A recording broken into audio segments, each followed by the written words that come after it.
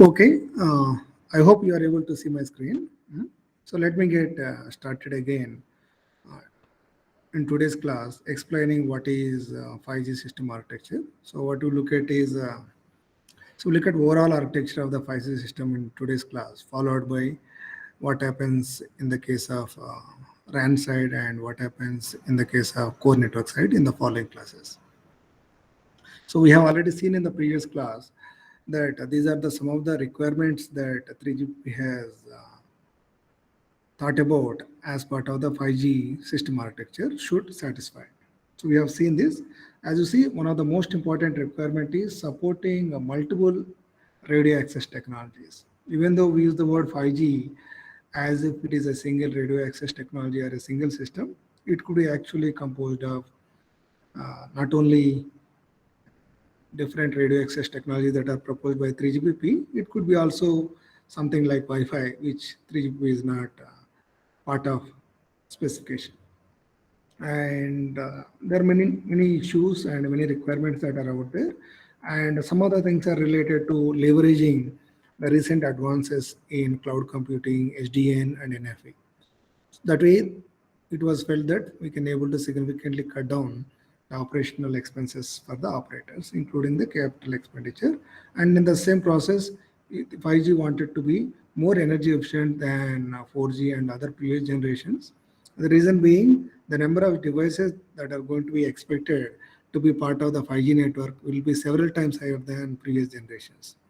So we won't want these electronic devices consuming most of the electricity out there and leading to a lot of global warming related things. So to address that, so how to make sure that these devices consume as much less power as possible.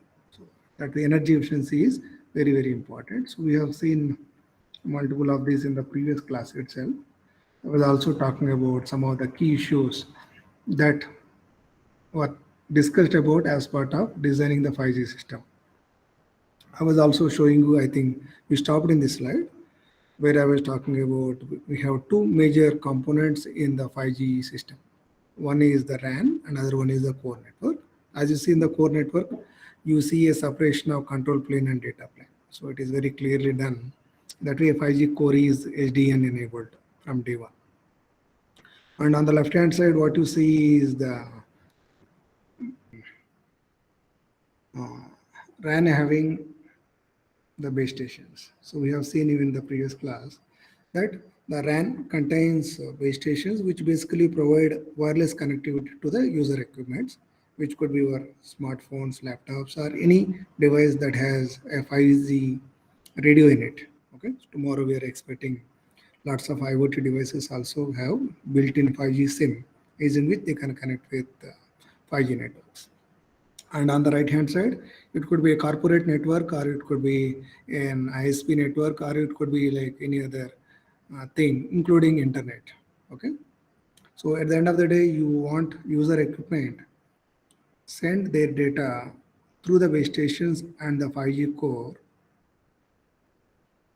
to the internet or to other networks to which this particular 5G system has been connected to. So we have stopped here in the previous class. So let me start today's class. Okay. So let's look at this illustration and observe what is happening here.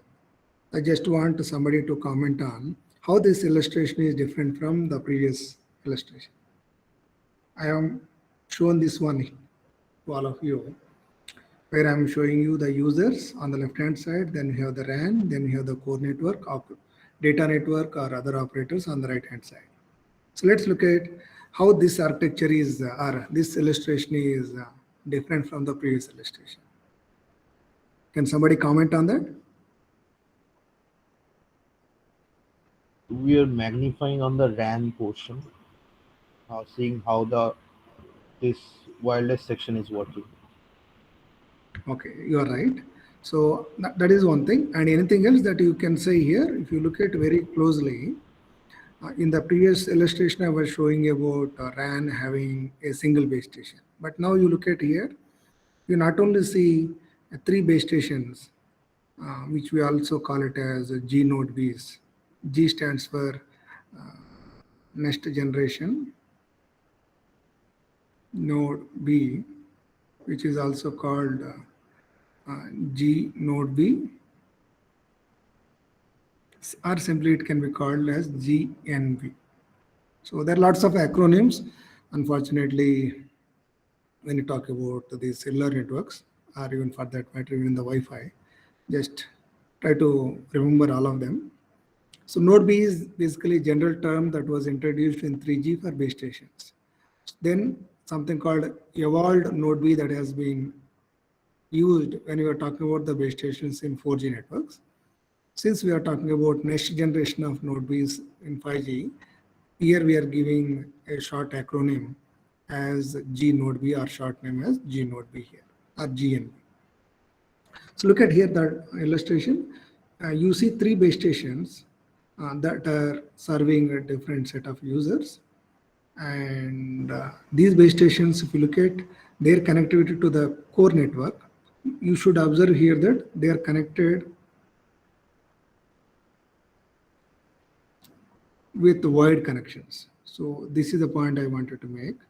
So we use the word backhaul network to kind of talk about a network that is formed by connecting all the base stations with the core network. In other words, backhaul network is the backbone network using which we connect base stations with the core network. This backhaul network can be realized using varieties of networking technologies. For example, we can use passive optical network, which we use in general for fiber to the home, or we can use a microwave links where we can have wireless connectivity from the base station to some other point, and from there we can have wide connectivity to the core network, or we can even think of completely wireless connectivity as long as you can somehow manage to reach from the base station to the core network. So 3GPP here doesn't mandate operators to use one specific technologies to interconnect their base stations with the core network. It is kept out of 3GPP specifications. Operators are free to choose any kind of networks. You know, right? In whatever the different technologies that we use in internet backbone to connect different autonomous nodes or autonomous systems in internet, same technologies can be brought in even here to interconnect the base stations with each other, and also to interconnect base stations with mobile core. So that is one point. And look at another term that you see it here. It is called cellular access network. Even though we use the word mobile core, even the mobile core is also part of cellular network. It's not that it is a part of internet. It is part of operators networks whose job is to kind of manage the user registrations and users mobility, including billing and charging.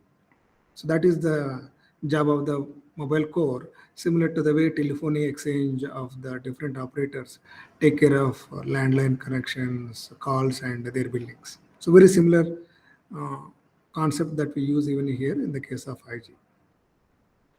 And yeah, so this is the high level architecture that I hope you should be able to understand. So 2 points, one is RAN and other one is core network. But both RAN and core network together, we call it as cellular network or cellular access network, which finally is connected with the internet or some other operator's network or to some corporate network to provide voice and data connectivity. Now in this slide, what we are doing is we are kind of further zooming inside a base station. So if you look at this illustration very carefully, you can see that base station is further split into two parts. As you see here, one is the antenna component, which is also called as remote radio head, which basically nothing but RF unit, which does analog modulation. Once you have the baseband signals that you modulate the carrier frequency and send it over the air using power amplifier and other antennas, right? So that is this component. This is your RRH, which does RF modulation. So if you recall, we have discussed about all this concept when we are looking at the introduction. And then it has another component that is called BBU, baseband processing unit, which is nothing but all the processing that happens on the bit stream. That means once you have the packets reaching the base station from, let's say, mobile core, these IP packets that reach at the base stations have been subject to lots of things. For example, you do compression, then you do the encryption, then you do the channel coding by adding some FEC bits, then you do the modulation, where we pick one of the modulation schemes that are defined in the standard as per the SINR of the users. Then you do the IFFT to convert from frequency domain to time domain. And then you do this modulation wrapping and whatnot and send it to the RF unit, which finally takes these baseband signals and convert into analog RF signals and send it over the air on the chosen carrier frequency.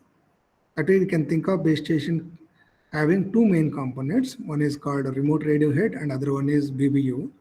But in the 5G, if you recall in the previous illustration, like even though in this slide we are using the word DU, so you can assume that this is more like DU together with remote radio head, which is also called something called RU. So basically it is a concept of CRAN. So that is also coming here. I will come back to this concept later. But CRAN is basically doing splitting of the base station into three components. One is called a central unit, which can be virtualized and kept at a remote location. Then we have something called a distributed unit, which can be kept at the cell site, but it is at the bottom of the tower, not on the top of the tower. Finally, on the top of the tower, we have this remote radio head, which is nothing but antenna elements, using which you modulate and send the signals over the air. So that is what you see it here. That is in the context of the RAN. And if you look at on the core network side, so which I was also telling in the beginning as part of the architectural requirements, 5G core is further divided into two planes. One is control plane and data plane. Basically, we are embracing software-defined networking principles to have independent way of managing the control plane functions and the data plane functions. In that process, we wanted to also make sure the latency to the user traffic can be cut down whenever we don't need to really do things related to the control plane activities. So after you establish a call or a connection, what we have to do is a routing of the user traffic. At that time, you don't need to bring in any of the control plane related activities. That's the reason why these two are kind of separated using a feature called CUPS, which stands for control and user plane separation. So read again. CUPS stands for control plane and user plane separation, which is not something that is new in 5G. Even in the later part of the 4G, even in the 4G system architecture, so CUP has been applied. So same thing has been further brought into 5G as well. After seeing the benefits of CUPS in 4G, same feature has been applied as it is in the case of 5G. Here I'm having some slides to give you a quick recap of 4G systems in general, and also I will show you how the 4G system is related with the 3G, and finally I will show you how 4G, 3G and 2G can work together when you are actually making your voice calls or having your internet connection on your mobile phones. So most of the operators, they maintain multiple generations of the networks like 2G, 3G, 4G or 3G, 4G or 3G, 4G and 5G or 4G and 5G to be able to cater to diverse requirements, and also in the process they want to make sure their investment on the world of technology is not goes in vain. So what you see here is the architecture of 4G. Okay, LT stands for long-term evolution. It was the kind of name given similar to the way we are talking about NR for 5G. There we used to use the word LTE for 4G. And these are the components in the 4G system. from here to here, the one that you see it here. So this is the core. It is called something called evolved packet core. And on the RAN side, we have E-node base. As I was mentioning, these are the evolved node base. And if you look at the RAN architecture, looks very simple. We have base stations which are called as E-node base, using which user equipments connect wirelessly to the core network, and further they connected to internet and other operators provided services and whatnot. On the core network, if you see, there are 5 different entities. On the control plane, this entity is the most significant. It is called mobility management entity. As the name says, it does lots of things in terms of tracking the user's current location and making sure that handovers happen seamlessly when the user is moving from the coverage of one base station to other base stations. And also it takes care of establishing something called bearer. So here you will be seeing this term very often when you're talking about cellular networks. Bearer is nothing but IP connection, where a given IP connection can have a number of IP flows inside it. Okay, you can treat it more like a pipe. Bearer is nothing but a logical pipe which has been established, not a circuit switching. Still, we are talking about packet switching here. Inside, I can have multiple flows between same source and destination. Here, what happens is the destination is the the destination is the packet gateway that you see it here. The source is the user equipment. Try to comprehend what I'm telling here. It is very tricky and also quite different from the way you do the things in internet. Here I am saying that when you are establishing a connection between user to the operator's core network, a bearer is set up. Here I am talking about something called end-to-end bearer. It is called evolved packet system bearer, where the bearer is established all the way from, like you can think of something like this. This bearer is established like this. So basically, we have a logical connection between packet gateway and the user equipment. Inside, we can have multiple IP connections. You all know about 5 tuple, right? Source IP, destination IP, source port, destination port, and the protocol name. So we can have multiple such flows between the user equipment and packet gateway on one defined bearer that is established. What is the significance of these bearers? These bearers are the ones using which when user is trying to establish connections with the operator's core network, they try to give quality of service guarantees. Unlike in internet, cellular networks are meant to provide QoS because they were historically supporting voice, which demands very stringent QoS guarantees on latency and jitter. To some extent, it can tolerate the losses, that is okay. And of late, we are also supporting data. And not only that, even we are also supporting voice as data as voice over IP. So because of that, at the end of the day, everything is an IP flow, whether it is a voice or data or video call or video streaming. So for that reason, we have to be careful about establishing these bearers with certain QoS guarantees. But this bearer is only between the user and the packet gateway. But if the connection from user is terminating in, let's say, on internet, let's assume that you are connected with Google or Google Music. So as you see clearly, we don't have this bearer which has certain QoS guarantees established all the way from your user equipment to the Google Music server. So assume that it is your server. So that is not possible, but at least in the operator's network that is composing of RAN and the core network, they guarantee you the quality of service by establishing bearers and keeping one or more flows inside that. For example, take the example of Reliance or Airtel providing voice over LTE. I think you heard about voice over LTE as a service. So voice over LTE is nothing but voice over IP.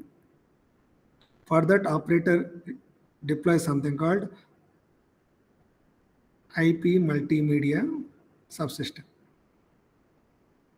So it is another system architecture defined by 3GPP to support voice and other kind of real-time applications on cellular networks. Historically, we were supporting voice using circuit switching, but from 3G onwards, not 3G, I think, yeah, 4G, sorry, yeah, from 3G. In the case of 3G for voice, we were using circuit switching. For data, we are using packet switching. But from 4G onwards, whether it is a voice or data, we are using only um, packet switching.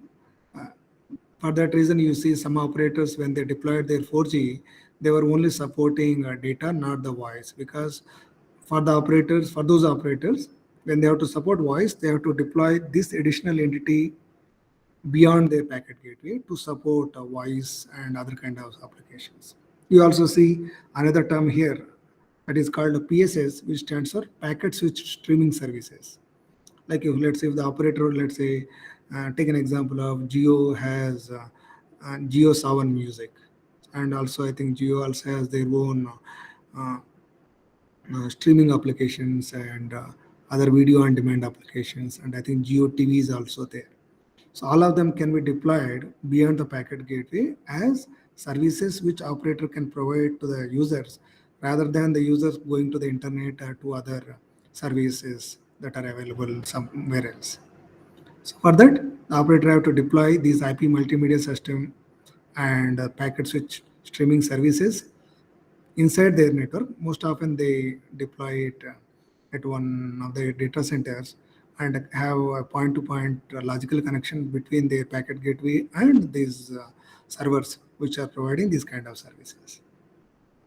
So like that, they try to manage establishment of these barriers and providing the services. As you see clearly, uh, you can expect better quality of service when you try to use operators deployed services, unlike the services that you get on internet. Of course, uh, sometimes it also depends on the way they deploy the services. But since operator deployed services are kind of done by the operators, we can expect very tight integration with a lot of optimization so that we can able to enjoy better quality of service here. And I was just mentioning about P gateway, and I also mentioned about the mobility management entity. The P gateway, you can assume, you can think P gateway as simply a router. Sometimes it not only does the routing, it also does the IP address allocation. So many often what we do is we can have a standalone DHCP server using which you can do, or we can have P gateway itself configured as a DHCP server so that when you switch on your mobile phones, the IP address are assigned not by the base stations but by the P gateway. You can also use P gateway for doing some kind of a policy control, like you can do the deep packet inspection kind of things, and those kind of things also are possible on the P gateway, and also other kind of policies. And also we can do something called packet streaming, not streaming, packet steering.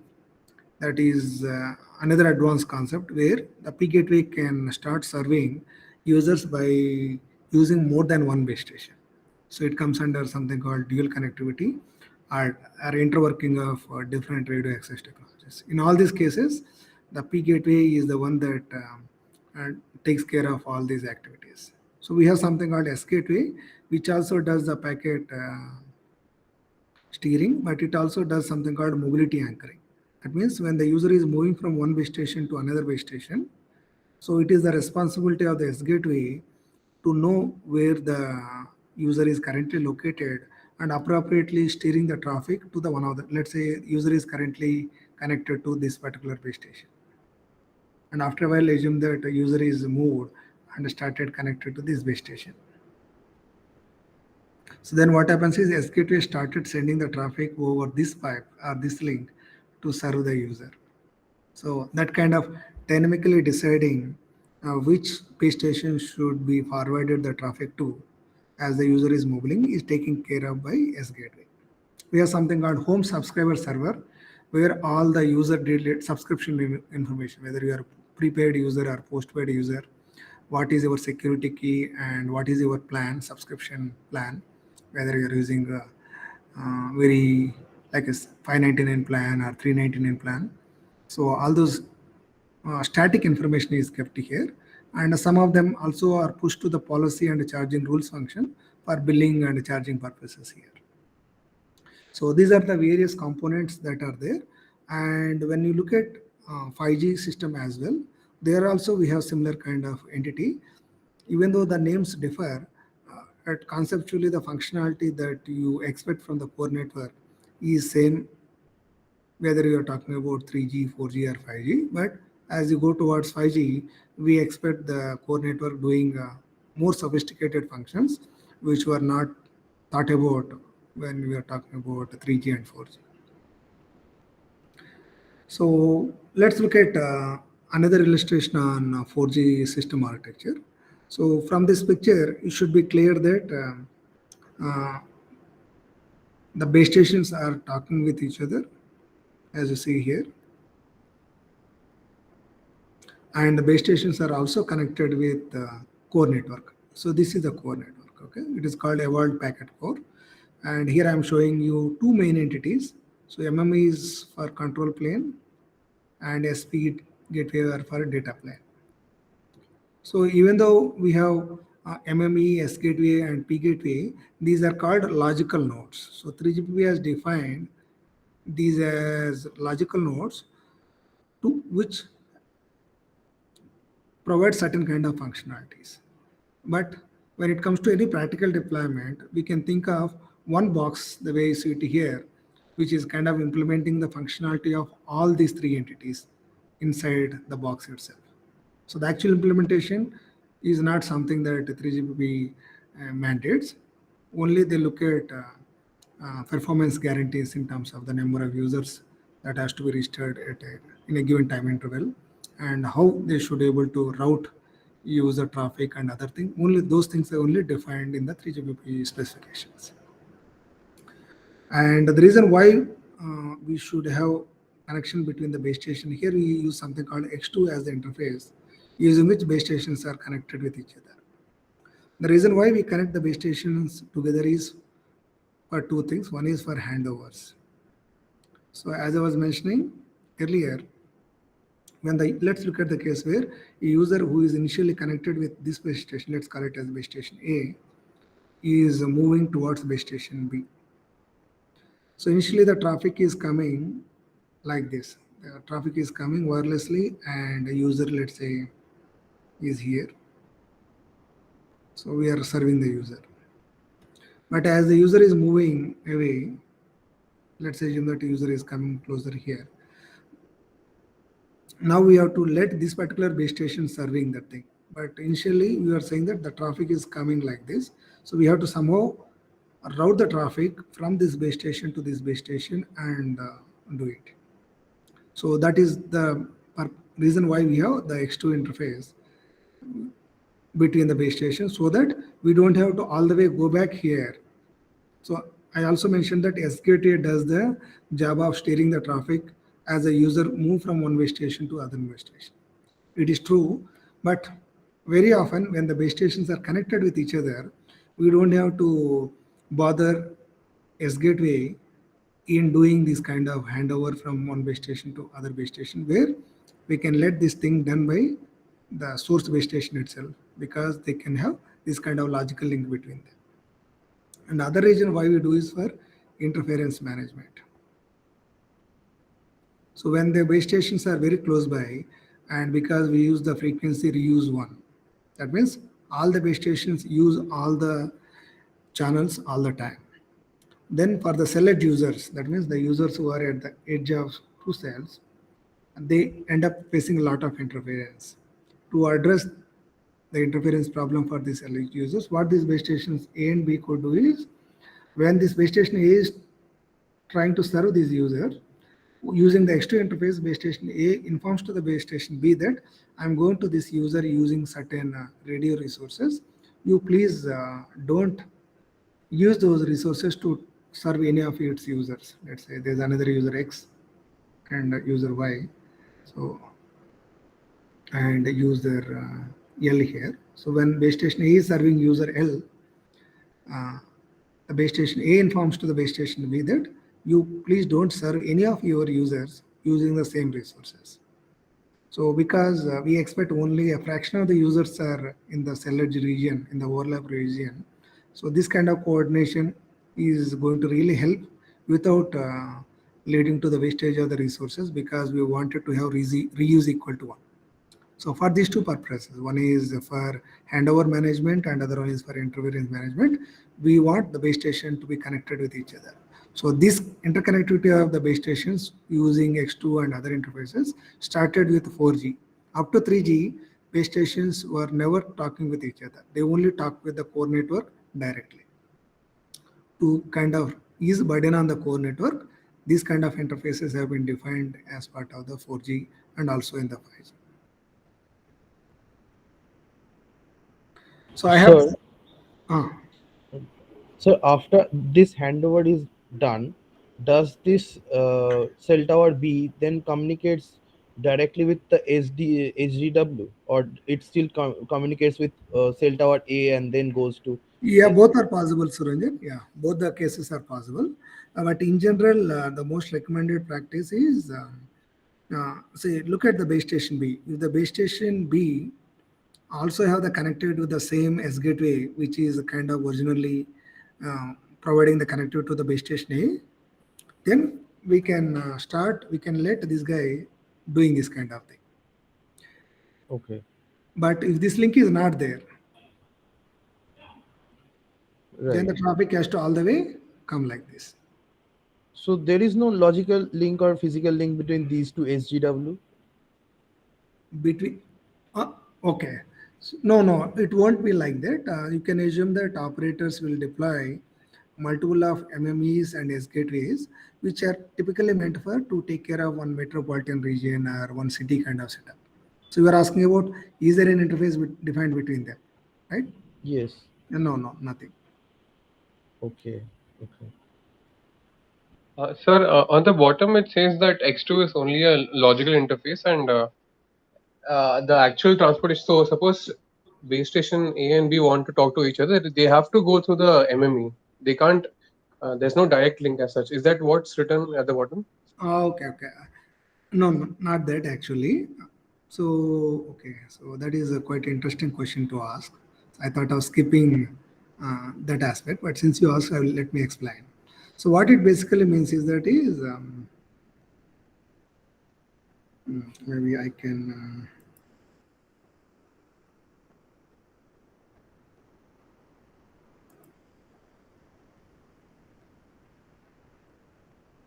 So let's take example. I have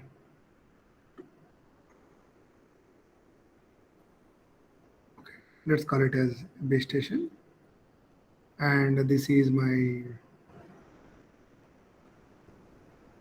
S gateway, and this is base station A, and I have base station B. So earlier, what I was showing in the figure is we have a link like this. This is what I was showing, right? So this is the kind of thing that I was showing you earlier. But to be more clear, so this we are calling it as X2, and this one we are calling it as S1 interface. But this link is a logical link. This link is also a logical link. So what is the significance of logical link? You can assume that to be more,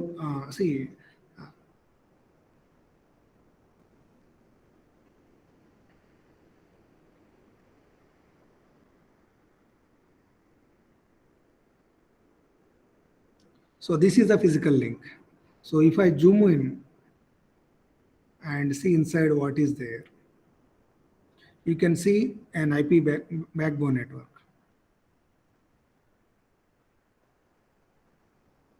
with multiple switches, basically the routers, which are interconnected with each other, whatever it is. Here I'm showing mesh. It could be ring or star or mesh or whatever it is. So this is the thing. So let's look at a couple of things. Okay.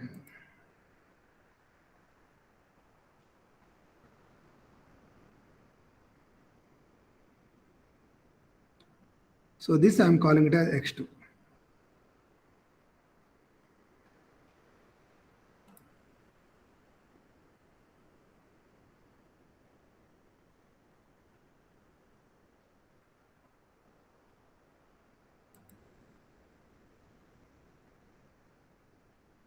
This I'm calling it as S1 interface. So Okay, whether the base station want to talk with each other over X2 interface, or whether the base station is talking with S gateway over S1 interface, they end up actually using same backbone network to a larger extent before they start exchanging packet with each other.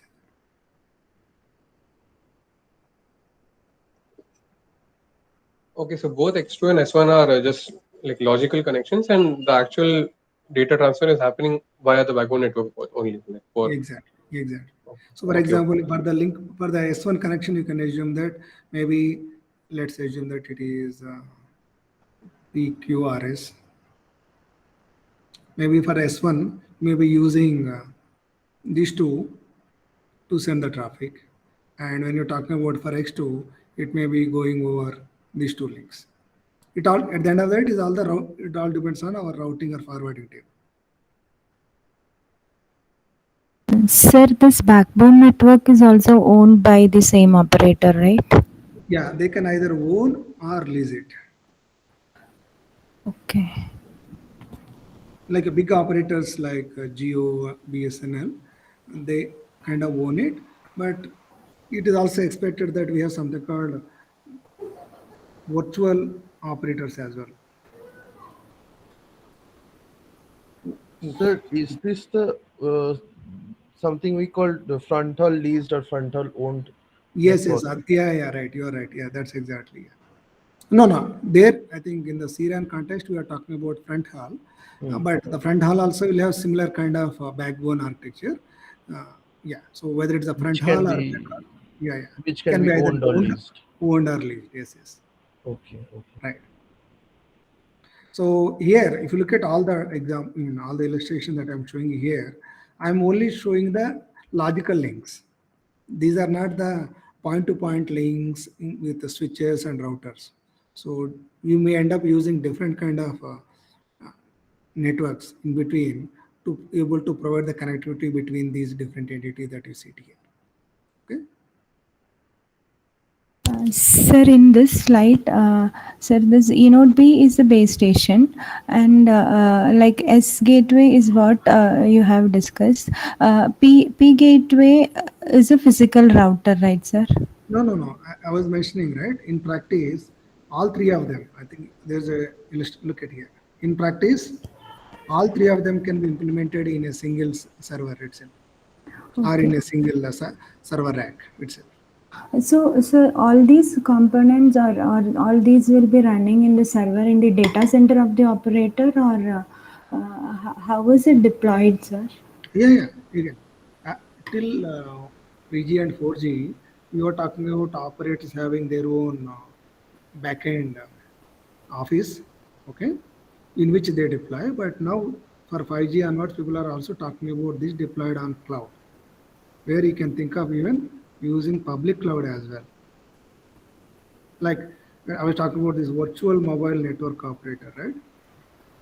So some of these guys can even think of, or like a small players, they can even think of deploying in the cloud. Even there's also a concept called private 5G. We also have something called private 4G and even 5G. The idea here is in enterprises like IIT Hyderabad campus or like offices like let's say like a Suzuki or a Maruti car manufacturing plant. They decide to have the campus-wide 4G or 5G coverage, where they wanted to put all their factory-related devices connected on their own 4G network.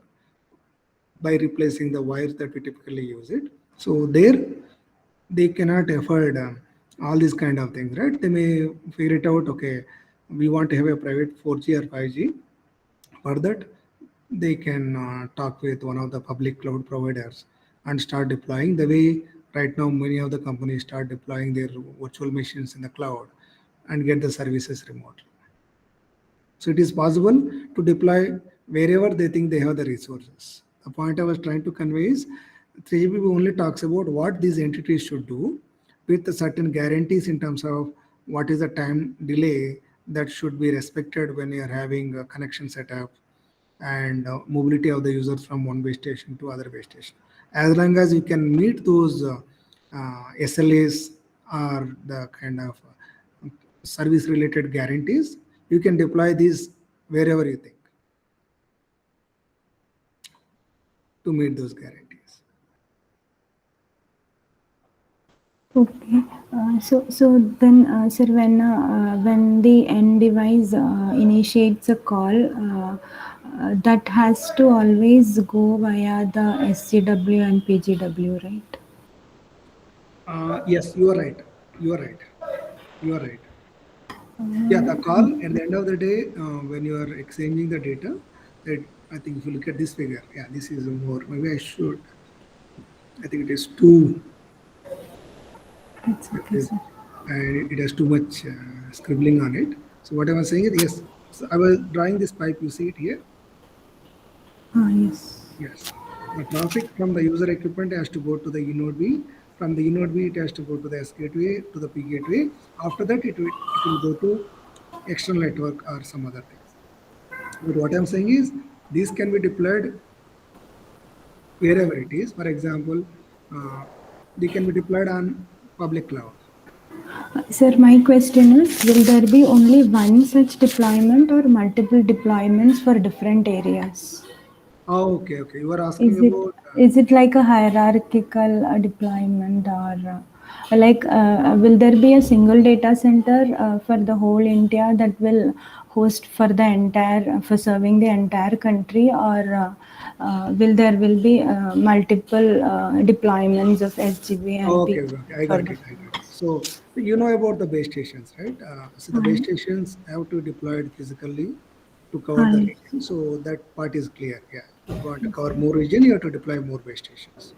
So similarly, what happens is the S gateway, P gateway, and MME that I was showing in the illustration, they can be deployed to cater to hundreds and even thousands of base stations.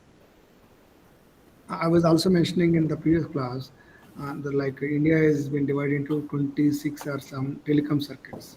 Okay. Telecom circuits. So it's not that operator has to deploy 26 such data centers. So they can deploy within one data center, or they can deploy into half a dozen, or they can deploy into 26 telecom circuits. It is their business choice or their the capex and opex related issues. But whatever the way you deploy, you have to make sure that whatever the 3GPP defined queues, guarantees, or the connection requirements are satisfied. But I think you are trying to ask what is being done by typical operators like Airtel, BSN, and all. That's what your question is, right? Yes, sir. Why I got the doubt, sir, here, till packet gateway, the QoS was guaranteed. So if they are having a single data center with cater to from south to north, for example, if the data center is in Bangalore, then how do they ensure the same QoS for a person making a call from Bangalore and for a person making a call from Delhi? If there is a single point of deployment of this P gateway. But why do you think this Bangalore and Hyderabad, the example that you are talking about, why do you think that a single data center cannot guarantee the QoS? Because the number of hops, it definitely the packet have to traverse. But logically 4 hops only, right? Logically 4 hops. Physically, nobody knows. Of course, operators may. Logically, yes or no hops, but physical hops is the one that would affect the QoS, right? So there No, should no. be See again, multiple when you say deployed. QoS, see QoS is a very abstract term, so we can define that in terms of the throughput, Okay. latency, jitter, and loss. So these are the typical metrics that you use to define QoS, right? Yes. And you are saying that the more and more users are connected with the same P gateway, you won't be able to guarantee the QoS. That's what you are trying to say? No, sir. My doubt was regarding a single point of deployment and multiple deployments, like multiple P gateway to cater to different region and or versus a single P gateway. See, at the end of the day, what it all depends on the capacity of each and every entity that you deploy, right? See, Okay. when you're talking about data center also, so we are using the data center again at an abstract level. So I can have a data center with 100 nodes. I can have a data center with 10 nodes, right? Yes, sir. Yeah. So that way it is all depends on the capacity of the entities that are deployed. And what operators will do is depending on how many subscribers that they have, they can take a call about what should be the capacity of all these. When you say capacity, how much CPU again. See, anyway, you cannot choose the way you can choose the purchase of the computers at least up to 4G. But that's what I was telling in 5G. We have more and more democratization of the things where operator can buy hardware from the open market. These are like white box switches and white box computers, and they can buy software from different vendors, and they can do kind of sizing and figure it out how many cores, how much RAM, and how much is the internet laser line that they should have it. So that kind of thing is done.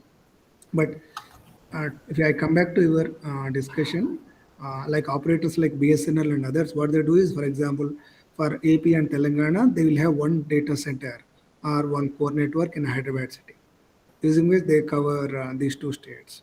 Similarly, for Bangalore and maybe uh, Karnataka and Goa, they may have other things like that.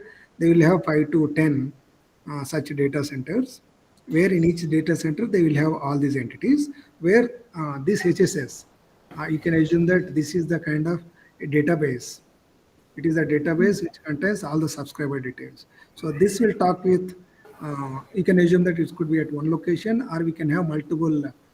We can treat it like a distributed database. Okay. So all that can be done. Okay. Okay, sir. Yeah, I got the picture, sir. Yeah. Thank you. Again, I think hopefully I will cover all these topics on the handovers, interference management as you go forward in the course. But yeah, at high level, these are what that are happening in cellular networks, whether it is 4G or 5G. Okay, sir. Thank you. Any other related queries from others? Any other queries? Okay, so let me skip this part, but I hope you should be able to know what I'm talking about here. So here I'm telling you what base stations do. They do lots of things, whether they are 3G or 4G or 5G base stations. If you recall, we talked about encryption and compression. As part of the I was talking about BBU functionality, the base station BBU processing. So this comes under all that.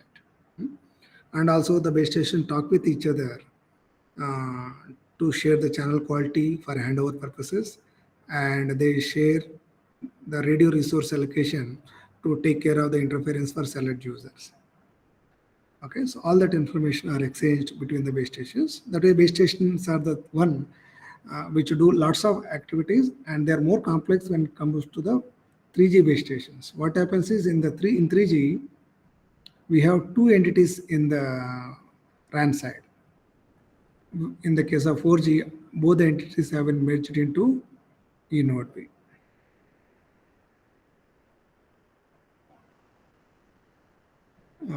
In 4G, Whereas in 3G, we have something called radio network controller and something called node Bs. So these two entities have been merged into one single entity in 4G. The idea here is as you have more and more uh, entities in the path, as you exchange the data, so it end up increasing your processing delay and the transmission delay. So they wanted to make the cellular architecture as flat as possible with few entities in between so that we can have better control on the network and provide QoS guarantees.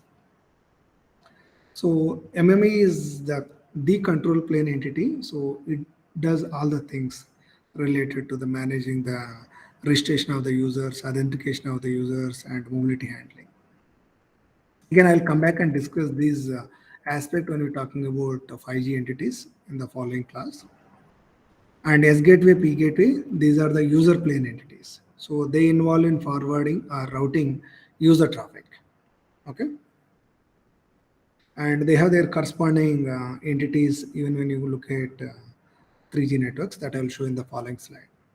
So this is what I was trying to say earlier. In theory, these could be implemented, or not in theory, I think in practice, they could be implemented in a single node. Okay, I think this slide nicely summarizes how 4G systems have evolved from 3G systems. So what you see on the left-hand side are the 3G systems. So this is the node B, okay, and this is the radio network controller. Basically, this controller manages multiple such base stations.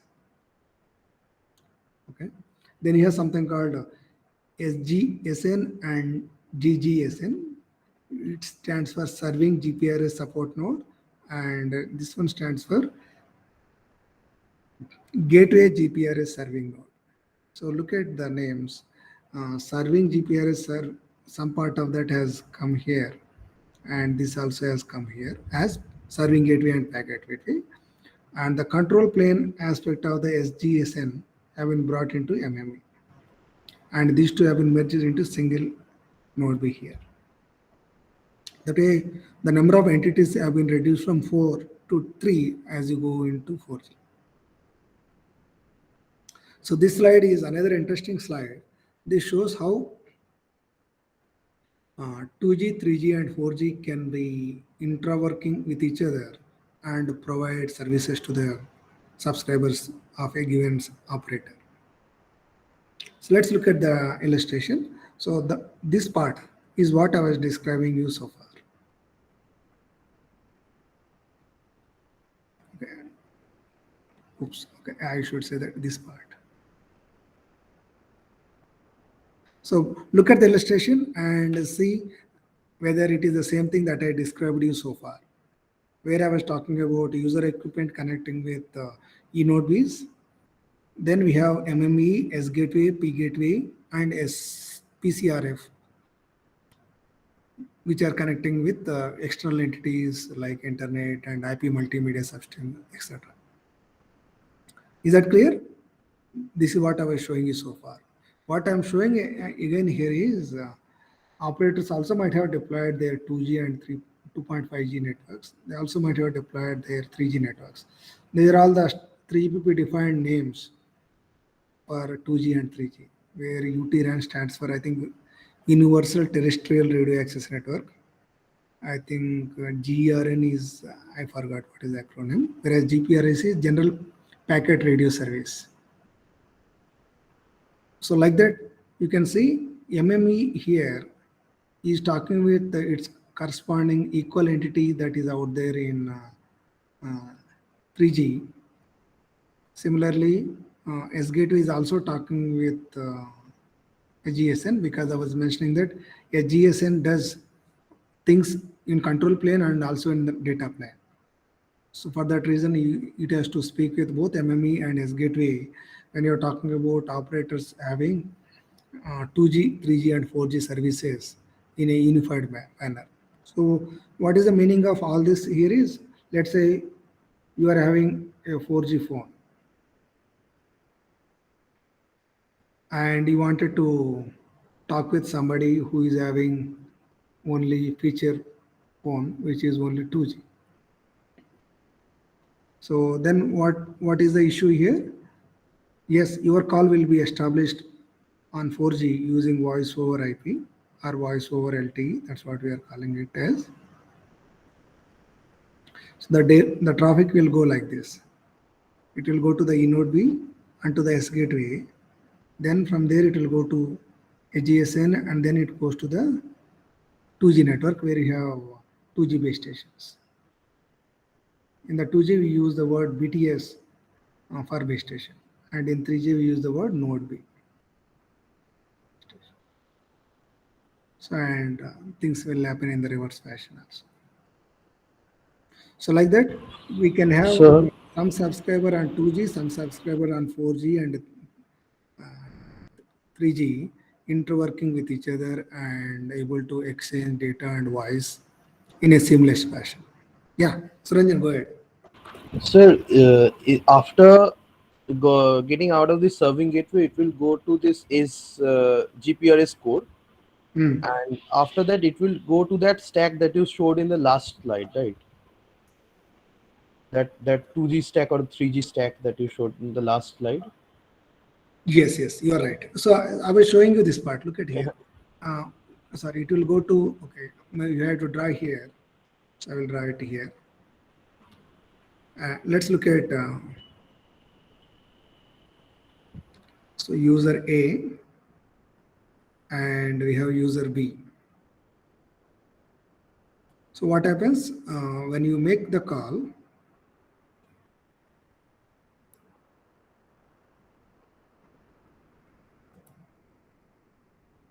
So the traffic will go to the base station. Okay, so what happens? Tell me. It will go to this S gateway and P gateway. Yes, from there. Then there it should go to this SGSN and then RNC and then Yes. So this is the path. So this is, I'm talking about user traffic. Okay, so user traffic. Right. Signaling will follow a different path. Okay, so once you establish the call or a correction, so this is how things will happen. Right. This is the case of a single operators like Airtel or BSNL who might have deployed 2G, 3G, and 4G. But if you look at Reliance Jio, which has deployed only 4G, so this kind of complexity won't be there in managing Jio's 4G network. Right. They only use LTE. Yeah, they only use LTE. That is the reason why their networks maintenance is somewhat easier, because you don't need network and system administrators to manage 3 different generations of cellular networks. That is one advantage of you starting newly without having any legacy as your baggage, Right. right? And look at, and another interesting thing in this context to understand is, what if these users are belonging to 2 different operators? So then one core network has to talk to another core network, and then that Yes. core network have to steer the packet, route the packet networks. Yes. So that's where we need to talk about. Here I'm showing only the internet, but it could be even other operators network as well.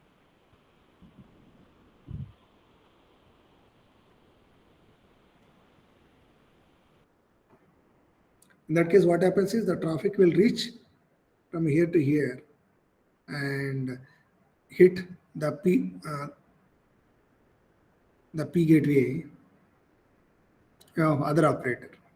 From there, it will go to the S gateway. From there, it will go to the base station.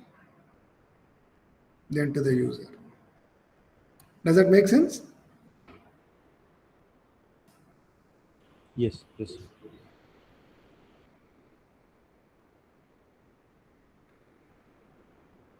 Okay, any other questions on this mixed deployment? I'm not talking about this bottom part. These are even more tricky and interesting cases. This is kind of talking about operators deploying non-3GPP, yeah, I think, yeah, Wi-Fi, yeah. Wi-Fi is a good example. So the idea here is the operators also can deploy, like you see, right? Some of the operators like Jio, BSNL, and Airtel, they also have pan-India coverage of their Wi-Fi hotspots. So this is how the Wi-Fi hotspots of the operators can be integrated with the rest of the network. We have something called evolved packet gateway, using which they can talk with the same packet gateway. In other words, if I have a user like here, and there are two ways. I can serve the user over the cellular network, or I can serve the user over this Wi-Fi network. Who will decide that? This guy will decide. The packet gateway will decide whether this user should be served over the Wi-Fi hotspot, or we can serve it over the 4G, or certain flows of the user can be served over Wi-Fi and over LTE, that is called LTE Wi-Fi interworking.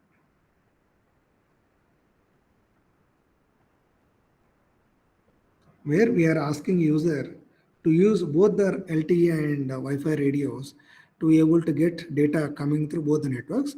The way we can do is that the real-time traffic, time-sensitive traffic, we can serve it here. The best effort traffic, we can serve it over Wi-Fi. So those kind of things operators can do by having these Wi-Fi and other non-3GPP trusted and non-trusted. When I say trusted means we can use the SIM card credentials of the mobile phone itself without asking the user to use another password or something. Untrusted means we don't believe on that particular network's security settings. They use something called a tunnel. You know about VPN tunnels, right? Something like that, a logical tunnel is established to securely send the traffic from user equipment over their network, because you don't want these guys launching any kind of man-in-the-middle attacks. That is the meaning of non-trusted. Non-trusted means, yeah, you don't believe on their security and you establish your own tunnel to securely transmit the data. If it is trusted means basically it's more like your own network, or he is like your partner company. You believe in the security of that. In that case, you send the data as if it is running on your network without any additional layer of security or VPN tunnel kind of thing. So like Geo5. Geo5, yes, yeah, Geo offers Wi-Fi. You are right. There, what happens is yes, I think yeah, Geo5 could be an example. Yes, and also somebody was saying, I think Ranjita, you were mentioning about Airtel calling, right? Wi-Fi calling, sir. Wi-Fi calling. That is also an example. So, but there's a look at these two cases. I think these two comes under two different cases if you have noticed carefully. Wi-Fi calling versus Geo 5 that you were mentioning. So, which of them is trusted and which of them is untrusted out of these two that you mentioned? Geo5 must be more trusted because it is their own company. Yeah, exactly. Not only one company, it is operator deployed Wi-Fi access points, right? Right. Yes. Or it could be even another partnership with companies like Arista or others. They have tie up with.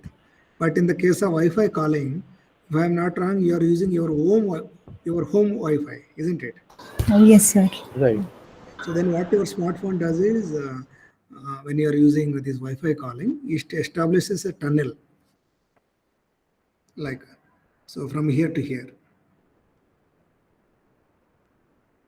So a tunnel is established from here to here, over which all your call related data will be exchanged.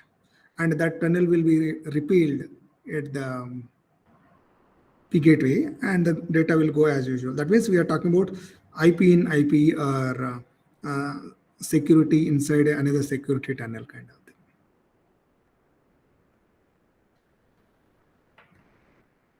So does this non-trusted WLAN connection or WLAN calling also include WhatsApp calling? Because in WhatsApp calling, we are also using the internet basically to talk to someone. But I don't think so. Maybe No, repeat again, Ranjan. For WhatsApp calling, what happens? Does that use this RAN technology, or it is like simple over the IP packet transfer, packet switching? See, when you are talking about, when you see, I think you are talking about multiple things. When you say GeoFi, there No, we are no, no. I'm not saying GeoFi. Like, let's that say, is there we are only talking about data, right? hmm, hmm, But in Wi-Fi calling, we are talking about voice. So that here it is important that operators know that you are making a voice call using your home Wi-Fi network. That is the thing. But what you are asking is WhatsApp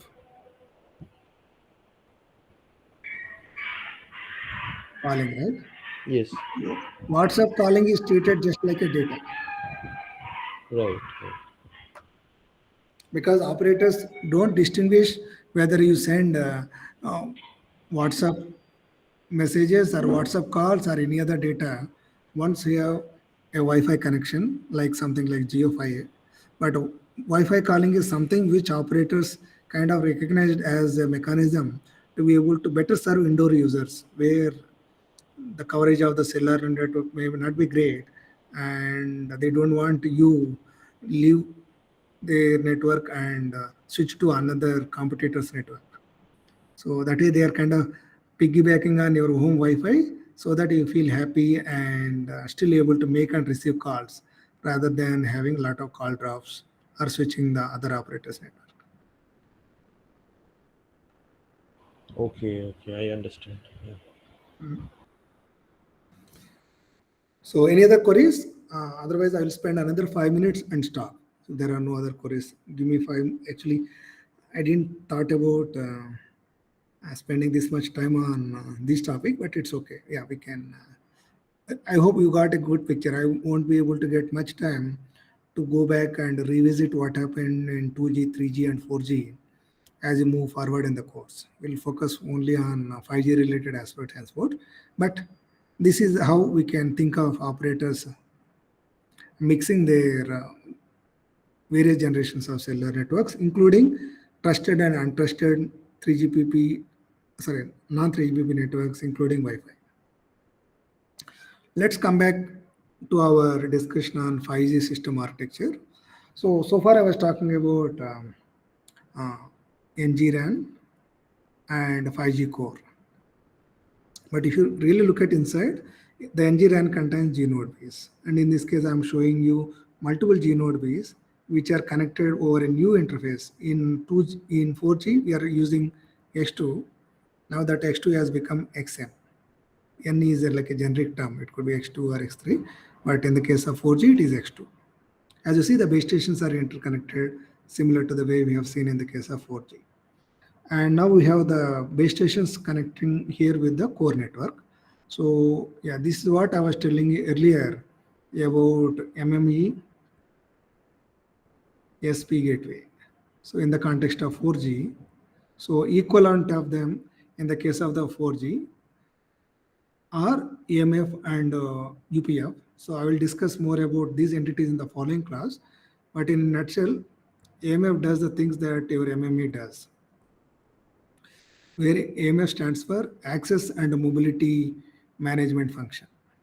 Access and mobility function, which takes care of registration of the users, authentication of the users, and also keeping track of the user's current location for handover purpose. All that is done the way you have seen MME doing, now AMF does here.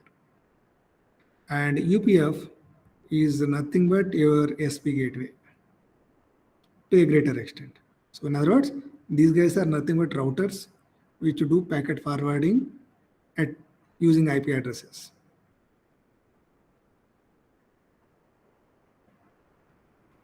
Yeah, here I'm showing multiple instances of that, where I'm showing some base stations are connected with one instance of AMF UPF and other base station is connected with other instance of that. Okay, I already talked about, we have the connectivity between the base stations for handover purposes and for interference management, that is called radio resource management. But there's another interesting topic that also I was trying to tell earlier is dual connectivity, where let's say if you have a user equipment here, so this could be simultaneously served by more than one base station. That is called dual connectivity. We can have dual connectivity in two ways. I can have G node B talking with UE, or we have multi-rate dual connectivity where I can take G node B and E node B, that is 4G base station, talking with user equipment, or I can have 3GPP dual connectivity where I can take G node B and Wi-Fi, where both of them are serving the user. So here I'm talking about three different ways of dual connectivity where user equipment is having more than one parallel connection. Where in the first case, base station is, sorry, the user equipment is served by 5G base stations. In the second example, user equipment is served by one 4G base station and other one is by 5G base station. In the third case, which is including Wi-Fi, user equipment is served by 5G base station and also by Wi-Fi access point. And again, it is also possible to think of even more than 2 RAT, where you can think of user equipment connecting to more than 2 base stations, like 3 base stations and 4 base stations. But the problem is, as you keep having a more radios on in your smartphone or other devices, even though you can boost the speeds, you also end up losing the batteries quite fast. So there is a trade-off. For that reason, most of the time we talk only at the dual connectivity level. We don't go to 3 connectivity or 4th connectivity kind of thing. So let's look at this figure and tell me what you observe and how it is different from previous figures, and then we'll stop.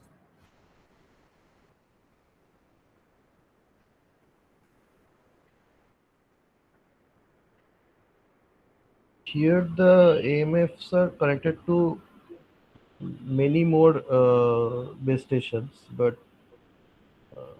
No, you should say opposite. You start with the base stations. okay. If you look at this base station, so if you compare that with here this base station is connected only with one AMF and UPF, isn't it? Yes. Whereas here this base station is connected with two. Yes, two AMF UPFs. So what is the advantage of that? So basically, load balancing can be increased. Like if it is more load is coming to this E node B, it can direct some things to AMF1 and some things to AMF2.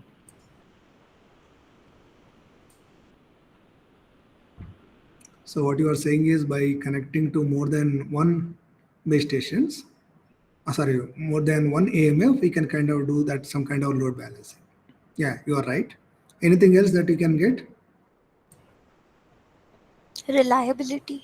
Yes, we can also improve the reliability.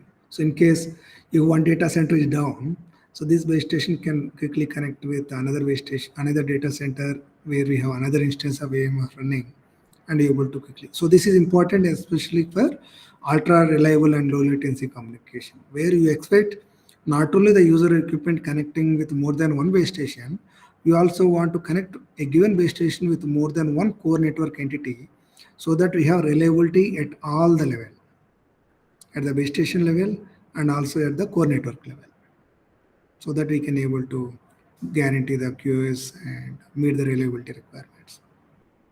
And you also see another thing, right, in the figure other than this. You also see one other entity.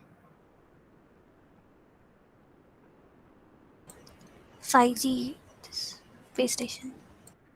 What is this? 5G base stations. This is the 5G base station. Or I would say this is 5G NR base station, to be more precise. Do you know what is this?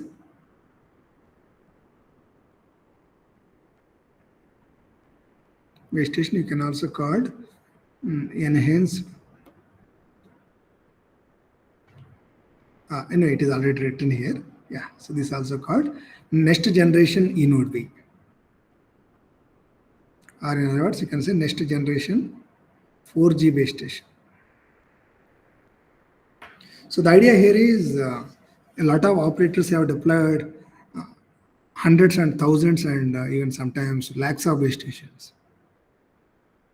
And they also wanted to see tomorrow when the 5G becomes more and more predominant technology that is deployed out there. They wanted to see whether we can take advantage of the same 5G core to serve their base stations. Or while we have the GNode Bs, which are being currently developed and deployed, so there is also a case that the current 4G base stations also can be upgraded to offer high data rate the way you get high data rate with 5G base stations. So they are called next generation 4G base stations. Or yeah, they are called next generation eNode Bs. In other words, for 5G, you can think of there are two different flavors of base stations. One are the base stations that are based on release 15 and 16, which we are calling it as GNode Bs. But we are also carrying forward the legacy of LTE, that is 4G, where by adding further tweaking and with additional patching, we can get 4G base stations also rising up to the occasion and providing speeds and guarantees similar to the way you get with 5G base stations. So that way, these are the two different choices that you can expect in the long run.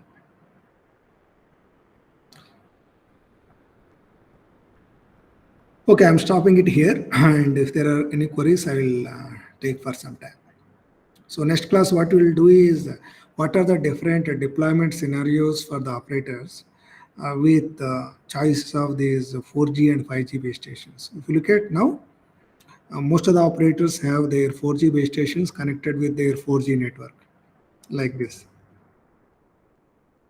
Maybe I think,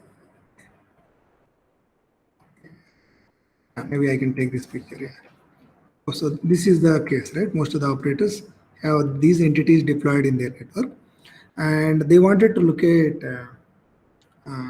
where they need to deploy 5G base stations. The initial deployments can think of having 5G base stations in the hotspot regions or where the operators are seeing huge surge in the traffic demands. But the initial deployment can think of using the same 4G core rather than relying on the 5G core, because 5G core may take some more time, or we can reuse the 4G core even to talk with the 5G base stations. That's the idea here. So that is a kind of how to migrate or how to make the migration from 4G to 5G as painless as possible for the operators without costing a bomb. Otherwise, no operators will be coming that forward, because only in the last 5 to 7 years they have done these 4G deployments on a larger scale. So those are the deployment options that I will talk about in the following class, and we'll carry forward. Okay, so any comments or any queries before I stop? Sir, earlier we were talking about cell edge users. So how do they figure out cell edge users? How the base station figures out cell edge user? That's what you're asking? Yes, is it based on the receive power or?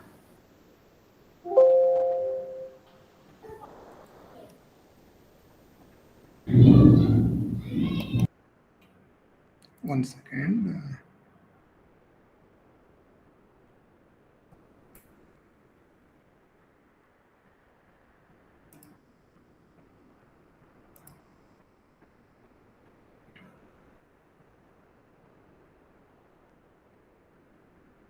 So this is the case that we are talking about.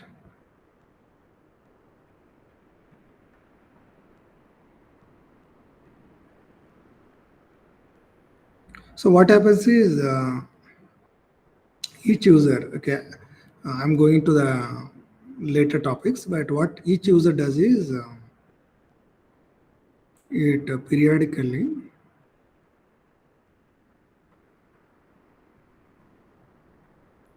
something called channel state information. It is nothing but SNR. Okay. Not only that, each user periodically also sends details about its neighboring base stations.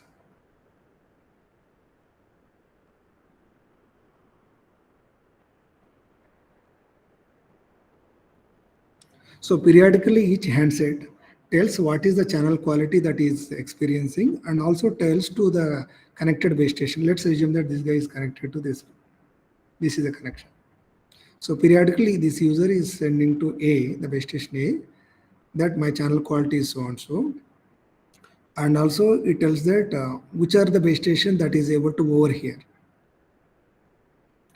And by having a filter or kind of having a, you can say,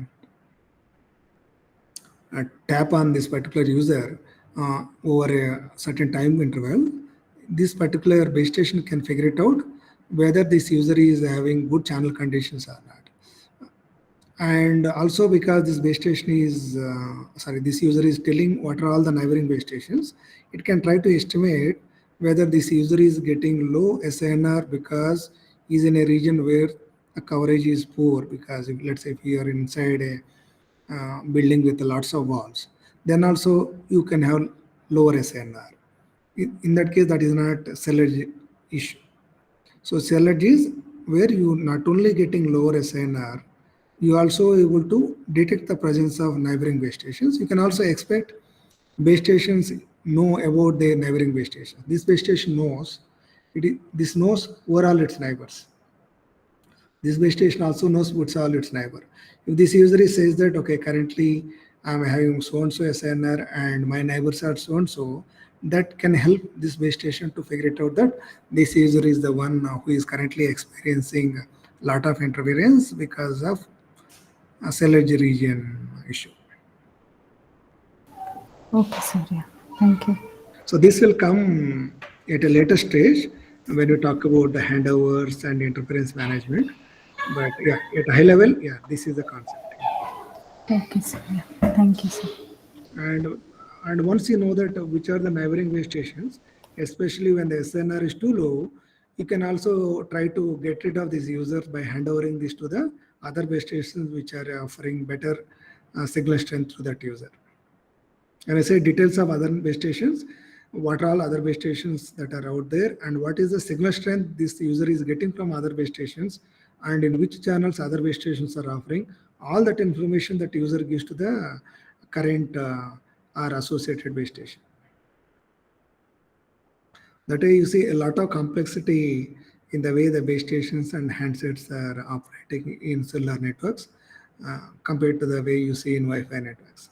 Wi-Fi, it is kind of much simpler because it doesn't have to deal with wide area wireless connectivity.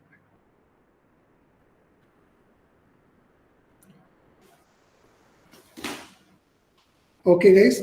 Any other queries? Sir, in the last slide, we saw that the NG 4G base stations are competing with the speeds you said with the 5G base stations. So, what additional capabilities do the 5G base stations have so that we are deploying them? Okay. So what you are saying is what 5G base station will provide, which ENBs are not providing. That's what you are asking. Yes, sir. See, it's not about what these guys are providing as such. See, so you are talking about users, where we are talking about some users with a 4G phones, some users with 5G phones. Of course, users who are having 5G phones, they also can downgrade to 4G and even 3G, and for that matter even 2G, right? That is there. Yes. Here I'm talking about operators deploying 5G and enhanced 4G base stations so that they can be able to cater to both 4G and 5G users. Okay. Okay. That sir. is one thing. And tomorrow it could be the case that the operators who have currently deployed their 4G base stations, let's assume that an operator like Airtel, who has deployed, let's say 4G, I think they went with Ericsson, I think, if I'm not wrong. So they tied up with Ericsson to get their 4G base station deployed in India. I think Jio has tied up with Samsung. I don't know about others. I think this is the kind of the tie-up that they have. And now when Airtel wanted to go for 5G, then again it has to buy things from scratch, isn't it?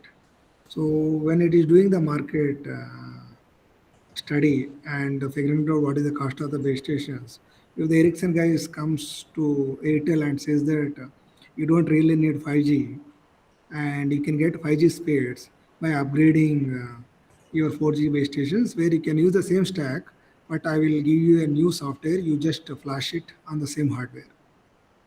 So that way the Ericsson guy can try to have the Airtel as its customer for a longer duration, or even Ericsson itself can try to sell 5G as another thing. That is also possible. But yeah, this is more comes in terms of the business case. Okay. So you got the point, right? Yes, sir. Because it's not that easy to replace existing hardware, because everything costs money. For example, if you look at even at IIT Hyderabad, I don't know, you are in the campus or not. We are still using our Wi-Fi access point that we used to use in our temporary campus in the time frame of 2013 and 14. So we have 7-year-old Wi-Fi access point, especially if we come to academic block A. But later, when you go to academic block C, then we have purchased in, I think, 2017. And academic block P, which was operational last year, we have purchased around 2020, which are like Wi-Fi 6.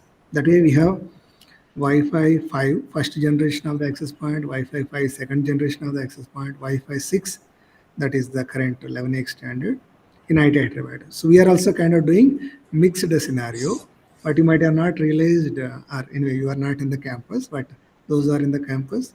You don't realize whether you are connecting on Wi-Fi 4 or Wi-Fi 5 or Wi-Fi 6. That happens seamlessly. Your smartphone with Wi-Fi radio has the intelligence to identify the current configuration of the access points and able to talk with each other. Something of similar I'm showing here in the case of cellular networks. Yes, sir. And also, like in general, also network operation, they say it is very it's a lossy business. Like Yeah, yeah, yeah. No, yeah, you are right. No, it is most, yeah, kind of. is it related to business or technical enhancements only is like difficult? Like Idea and the Vodafone, they got a lot of losses. Yeah. See, even you are right. Actually, there are many. Actually, this the cellular business is very, very complex. Actually, yeah, there are many factors, and yeah, some of them could be purely related to the business, and other one could be related to the way they try to upgrade their networks. So sometimes, if like right, some of the operators may not be that keen to be bold enough to replace their existing hardware with new one. That's what I think you see, and Jio has done, and Yes, able sir. to capture good amount of the market. But somebody who is bold enough can try similar thing for 5G as well. I think which even Jio also kind of trying to say that by next year they wanted to have 5G, and I think even Airtel is also saying they have conducted some field trials in India. They were able to get a significant boost in the speeds as part of the field trials. Yeah, you're right. There are lots of issues. Sometimes it could be even the losses due to the advertisement money that they spend on it. Yeah. And it could be related to the leasing and the tie-up with their equipment manufacturers like Samsung, Nokia, Ericsson, what kind of dealings that they have. So yeah, it's quite complex, and yeah, yeah. Yes, That's sir. why Sir, Thank you. they are looking for new business, new customers. See, humans are kind of very emotional and sensitive, and they are kind of looking at non-human customers. Like they are looking for machines. That's what the 5G networks are kind of promising. They are looking for revenue sources beyond humans. Yes, sir. Yeah, you were trying to say something. Sir, this upgraded 4G base stations will then be able to serve both 4G and 5G customers? Okay, that is an interesting question. You were saying that whether the upgraded, I That don't is- think, I don't think so. I don't think they can serve. I will talk about in the following class Okay, sir. how these upgraded 4G base stations will talk with 5G core. So this is in terms of the authentication, mobility management with the core network. But I think if I'm not wrong, on the RAN side, so we can assume that let's say we have the user with 4G and 5G. I should write 5G this side and 4G this side. Assume that it has both 5G and 4G. And if you are taking a dual connectivity case, most often what happens is our smartphones contain only one RF chain. That whatever that I showed you earlier about all the chain, starting from source coding, channel coding, modulation, and RF, we'll have only one RF chain. Yes. But if you want to have dual connectivity, then you need to have two RF chains, so that you should be able to send, receive simultaneously on 4G and 5G. But when I'm talking about Wi-Fi, so I'm talking about another RF chain, which is related to the Wi-Fi. So like that, your smartphone should have these RF chains. But in general, we don't let multiple RF chains active because that will consume more power. But for timing, assume that we are activating both these two RF chains, one for 4G and 5G. Then this connection will be like this. And this connection will be, oops, yeah, it should be like this, yeah, to this. Okay. Your smartphone having both 5G and 4G radios as part of dual connectivity, it can connect with this base station and that base station. But that is not the use case I'm practically talking about. Most likely, I can have user 1 here, user 2 here, which is on 4G. It will talk with this. And this is 5G. So this will talk with this.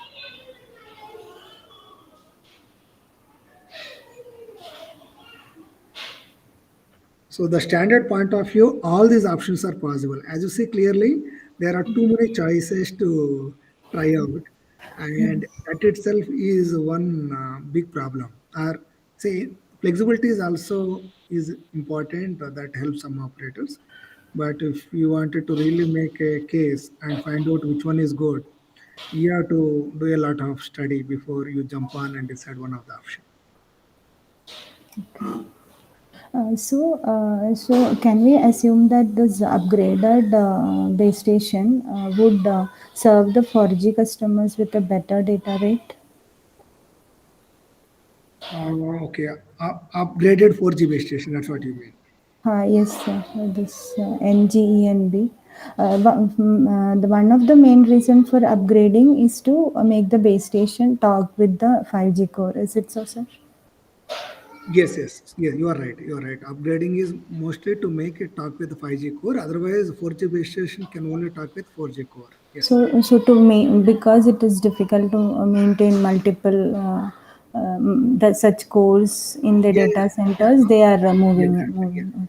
you are right. Okay, Rather so than maintaining both providing 4G core and 5G core, we are throwing away the 4G core. And since already you deployed 4G base stations, you are still running it for some more time with a small software patch so that they can talk with 5G core. From the customer point of view and subscriber point of view, it is like the same old base station that is serving 4G user. okay, okay. So from the user point of view, nothing changes Nothing then. changed, nothing changed. So this is one thing. But having said that, if you recall, I was mentioning about LTE has undergone 7 generations. 4G, we have release 8 to release 14, which only talks about adding more and more features into 4G. As far as the 5G is concerned, we have release 15, 16 as of now, and 17 and 18 are coming up down the line. After some time, you'll be seeing 17, 18. Each release is kind of adding more and more features. So the point is not all the 4G base stations are the same. There could be some operators like release 8, or release 10. it is called truly 4G, and release 8 is called 3.9G. It is not truly conforming to ITR recommendations for IMT advanced. So, but as part of the release 13 and 14, even lot of new features has been added. So there are two cases. The operator might have deployed release, let's say 12 base station, but your equipment may be still conforming to release 10. In that case, even the base station is like latest, it cannot serve using all the advanced features with this old user. And other case is the opposite. Let's assume that this is release 14 4G user equipment is connected with release 12 4G base station. In that case, even though we have a latest gadget which is supporting release 14, it may not take advantage of the new features because the base station is still running on legacy release 12. So all those complexities are there when we're really talking about the data rates and boost in the QoS and whatnot. Okay, sir. Thank you. Okay, so let me stop by telling one more interesting thing. I was kind of telling that after the 4G has 7 releases from release 8 to release 14, but that is not true. To be more precise, even in release 15, new features have been introduced into 4G. In 4G, even in release 15 also new features. For that matter, even if I'm not wrong, I have not really gone through what are the different things that have been there. Even today, GSM, that is 2G, is being upgraded with new features. So same 3GPP, which is currently defining 5G specifications and also enhancing 4G specifications, is also enhancing or adding new features into 2G specification that were out in 1990s. The reason why they are doing is whoever the operator who have deployed 2G base stations, they wanted to see by adding some more features, they can run their thing for longer. So on paper, yes, we have 2020 version of 2G base stations available, but it is up to the operator to see whether they can make any case for that. Especially people are talking about for IoT, even though 4G and 5G also talking a lot on IoT. GSM, which is 2G, is also one of the good bet for deploying IoT devices because 2G is supposed to offer only very low data rate voice applications. That's what mostly your IoT devices also require. Except that unlike human users, we have millions of IoT devices in square kilometer region. So that way, 3GPP as part of the standardization takes all the generations of the cellular networks, 2G, 3G, and 4G, and as the partnering organizations and industries which are part of 3GPP see a need, they keep on enhancing and adding new specifications so that we have new standards available and operators can make deployments and user can buy phones or come up with applications with devices with these kind of gadgets. So it's a quite interesting and complex story about what is happening in 3GPP and in general in cellular ecosystem overall.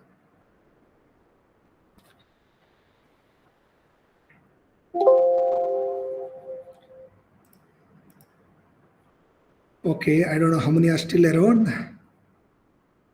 Okay, still okay. Any other questions? Or shall I stop here? I see some people who are here still not asking any questions, but they're still here. It's fine. It was a very interesting session today. Mm. Lots of new things. So I will continue the discussion. Next class we'll talk about the deployment scenarios. There we talk about how user equipment will talk with 4G and how the traffic will be sent on this thing. So still again at the high level. And again, I'm trying to cover this as part of one course in 1 month. But again, it all really takes multiple courses over a span of 1 or 2 years to really master what is happening in 5G in the last 10 years. Hmm? Right, sir. Right.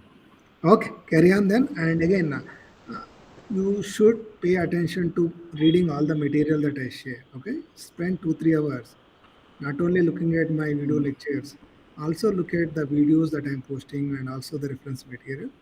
Right, sir. Actually, what was happening in the last 2 3 days, there were multiple assignment submissions and quizzes, so that's why Okay, okay. So could then not I think try to take spend the over the time. weekend at least. Yeah, try Yeah, to. yeah, now I'm free. Now, like, there is Okay, okay, time. Right. okay. Good then. Carry on. Thank you, Thank you. sir. Bye, sir. Okay, bye.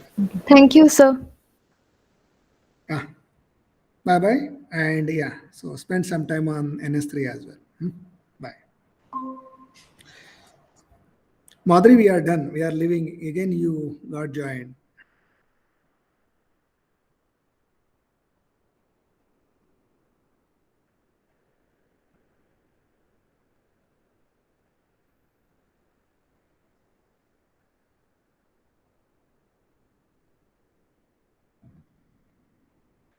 Okay, Bharat. Bye bye.